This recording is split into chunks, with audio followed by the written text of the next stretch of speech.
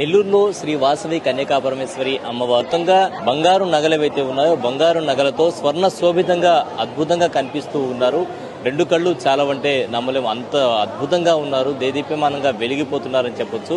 So ఈ నేపథ్యంలో మనతో కమిటీ మెంబర్ ఉన్నారు, వారిని అడుగుదాం ఎన్ని నగలను వినియోగించారు, ఎన్ని కేజీల బంగారాన్ని అలంకరణ కోసం వాడారో తెలుసుకుందాం. ఎన్ని కేజీల బంగారాన్ని మొత్తంగా అలంకరణ కోసం వాడారు? జై వాసవి.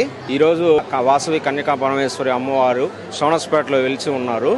దీనికోసంగా భక్తులందరికీ కొంచెం స్పెషల్గా ఉండాలని దాదాపు 200 కేజీల బంగారంతో అమ్మవారిని అలంకరించడం జరిగింది. భక్తులు చాలా తరలి వస్తున్నారు ఉదయం నుంచి. పోయిన సంవత్సరం డబ్బు రూపేణా అమ్మవారిని గుడినంతా అలంకరించాము.